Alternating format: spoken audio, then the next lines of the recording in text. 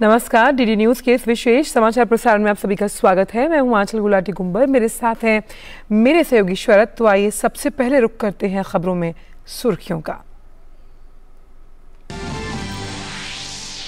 प्रधानमंत्री नरेंद्र मोदी और Saudi crown Prince Mohammad बिन सलमान के बीच आज नई दिल्ली में होगी द्विपक्षीय वार्ता। दोनों नेता रणनीतिक साझेदारी परिषद की पहली बैठक की भी करेंगे सह अध्यक्षता।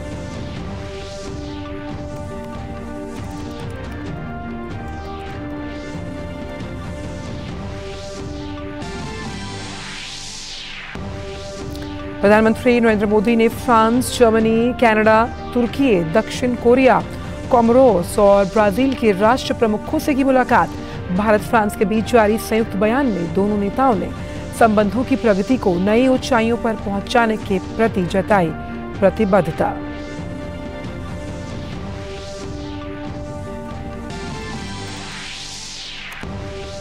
मध्य प्रदेश में आगामी विधानसभा चुनाव के मद्देनजर सूचना एवं प्रसारण मंत्री अनुराग सिंह ठाकुर आज राज्य के दौरे पर सिवनी में रोड शो के साथ जनसभाओं को भी करेंगे संबोधित।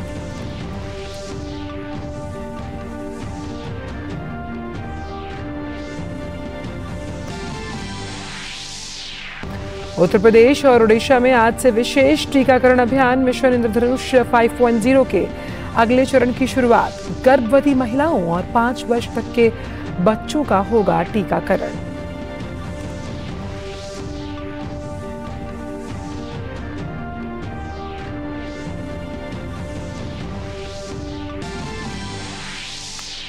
एशिया कप में आज रिजर्व डे पर पाकिस्तान के खिलाफ अपनी पारी को आगे बढ़ाएगी टीम इंडिया।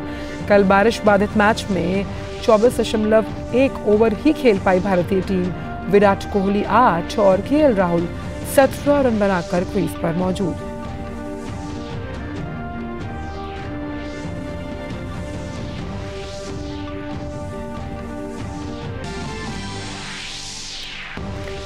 और सर्बिया के टेनिस स्टार नोवाक जोकोविच ने जीता 24वां ग्रैंड स्लैम। यूएस ओपन के रोमांचक फाइनल मैच ने डेनिल मेदवेदेव को हराकर जमाया खिताब पर कब्जा। और आइए अब जान लेते हैं सभी खबरों को विस्तार के साथ। प्रधानमंत्री नरेंद्र मोदी और सऊदी अरब के प्रधानमंत्री और क्राउन प्रिंस मोहम्मद बिन सलमान अल सऊद के बीच आज नई दिल्ली स्थित हैदराबाद हाउस में द्विपक्षीय वार्ता होगी।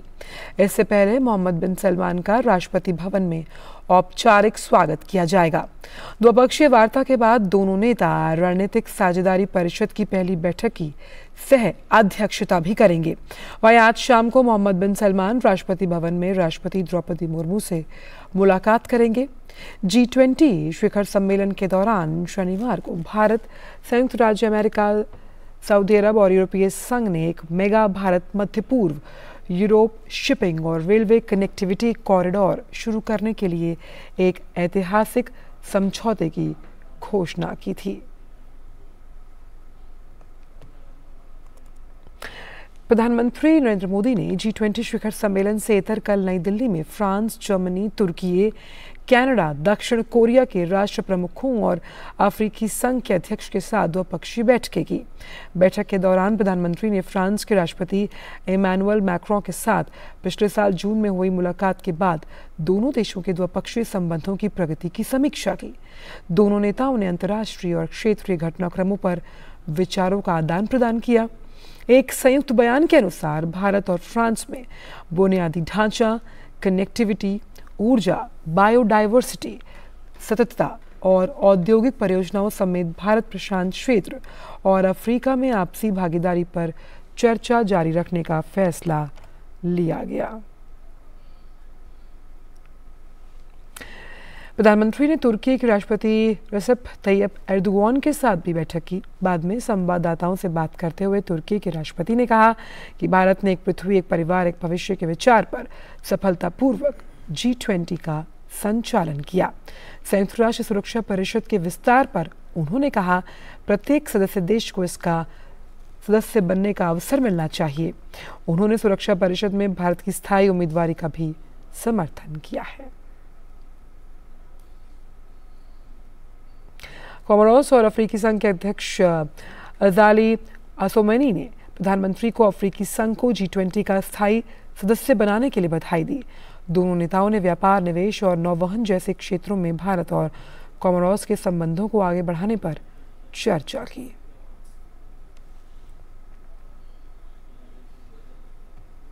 प्रधानमंत्री ने कनाडा के प्रधानमंत्री जस्टिन ट्रूडो के साथ द्विपक्षीय वार्ता की। दोनों नेताओं ने विभिन्न क्षेत्रों में भारत और कनाडा के सहयोग पर विस्तृत रूप से चर्चा की है। प्रधानमंत्री ने संवाददाताओं से कहा कि भारत दुनिया में महत्वपूर्ण अर्थव्यवस्था है और कनाडा बड़ा भागीदार। वहीं जर्मनी के चांसलर ओलाफ शोल्स के साथ भी द्विपक्षीय वार्ता में प्रधानमंत्री ने G20 शिखर सम्मेलन में भाग लेने के लिए उनका आभार व्यक्त किया। ओलाफ शोल्स ने कहा कि भारत और जर्मनी स्वच्छ ऊर्जा, नवाचार, पृथ्वी को बेहतर ग्रह बनाने के लिए मिलकर काम करने पर लगातार प्रयास जारी रखेंगे। प्रधानमंत्री ने दक्षिण कोरिया के राष्ट्रपति यून सुक योल के साथ भी बैठक की है। प्रधानमंत्री नरेंद्र मोदी ने भारत मंडपम में इंटरनेशनल मीडिया सेंटर का दौरा किया। इस दौरान प्रधानमंत्री ने पत्रकारों से मुलाकात की। साथ ही प्रधानमंत्री ने G20 के सफल कवरेज के लिए मीडिया कर्मियों का भी आभार जताया।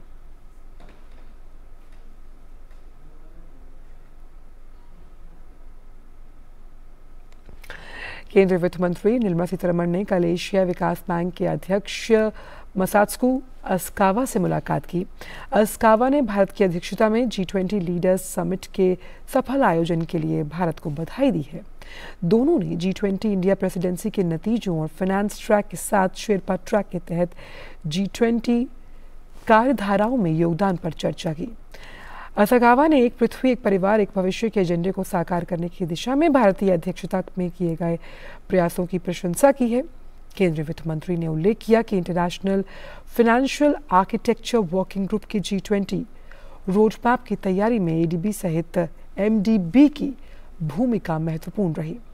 अस्कावा ने ADB के सबसे गरीब और सबसे कमजोर विकासशील सदस्य देशों की मदद के लिए ADB के एशिया विकास कोष में भारत के बढ़ते योगदान को भी माना है। केंद्रीय वित्त मंत्री निर्मला सीतारमण ने कल नई दिल्ली में विश्व बैंक के अध्यक्ष अजय बंगा से भी मुलाकात की। अजय बंगा ने रचनात्मक और सफल G20 अध्यक्षता के लिए भारत को बधाई दी। दोनों ने भारत की अध्यक्षता में G20 के जो परिणाम हैं और विश्व बैंक समूह के विकास और ज्ञान के आदान प्रदान और विकासात्मक परियोजनाओं के लिए वित्तीय सहायता के माध्यम से भारत के साथ संबंध सहित अन्य मुद्दों पर चर्चा की। वक्त है छोटे से ब्रेक का। होंगे बच्चे स्वस्थ भले भूलेगा बचपन, इन्हें पिलाओ मुगली घुट्टी 555। शेयर मार्केट में इन्वेस्ट करें, गारंटीड रिटर्न से लाखों कमाएं। ये लिमिटेड ऑफर सिर्फ आपके लिए। नागिन की आंख में कैमरा फिट होता है। तुम भी क्या बकवास में यकीन करती हो? आप भी तो वही कर रहे हो पापा। शेयर मार्केट में कोई गारंटीड रिटर्न्स का वादा नहीं कर सकता। ऐसा कोई मैसेज, मेल या ऐड दिखे तो समझिए गलत है। ऐसे स्कीम निवेशक के साथ धोखा है और कानूनन अपराध भी। कितनी बार तो समझाया आपको। सोचकर समझकर इन्वेस्ट कर। ब्रेक के बाद सभी का स्वागत। रुक करते हैं अब खबरों का। सूचना एवं प्रसारण मंत्री अनुराग सिंह ठाकुर आज मध्य प्रदेश के दौरे पर हैं। सिवनी में आज अनुराग ठाकुर एक रोड शो करेंगे। प्रदेश में आगामी विधानसभा को लेकर भाजपा जन आशीर्वाद यात्रा निकाल रही है। अनुराग सिंह ठाकुर जन आशीर्वाद यात्रा के तहत 2 जनसभाओं को संबोधित करेंगे। अनुराग ठाकुर पार्टी सदस्यों के साथ बैठक भी करेंगे।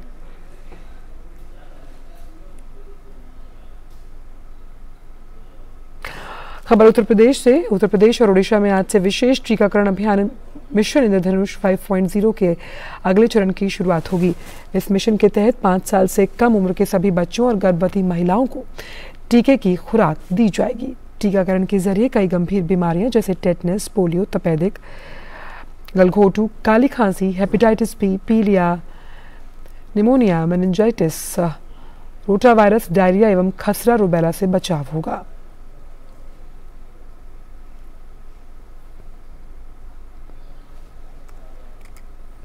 वक्त एक ब्रेक का।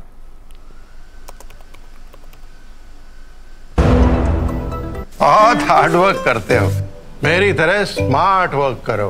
क्यों, लॉटरी लगी है? लॉटरी समझो, शेयर मार्केट की एक मस्त स्कीम में इन्वेस्ट कर रहा हूँ, गारंटीड हाई रिटर्न्स आएंगे।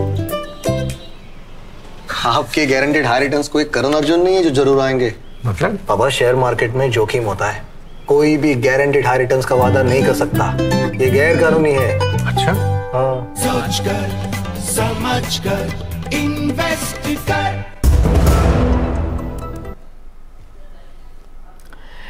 ब्रेक के बाद सभी का स्वागत। और अब बात करते हैं खेल जगत की। एशिया कप में भारत और पाकिस्तान के बीच खेला जा रहा सुपर 4 का मुकाबला अब रिजर्व डे यानी आज पूरा होगा।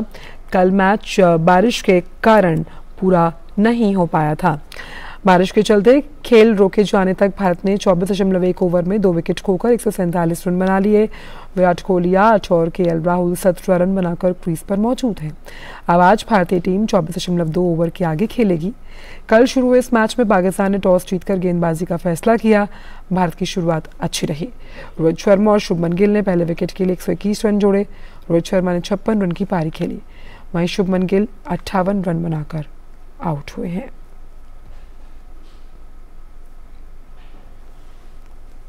बात टेनिस की। सर्बिया के टेनिस स्टार नोवाक जोकोविच ने यूएस ओपन 2023 का पुरुष एकल खिताब जीत लिया। प्रतियोगिता के फाइनल मुकाबले में जोकोविच ने रूस के डेनिल मेदवेदेव को 6-3, 7-6, 6-3 के अंतर से हराकर खिताब पर अपना कब्जा जमाया।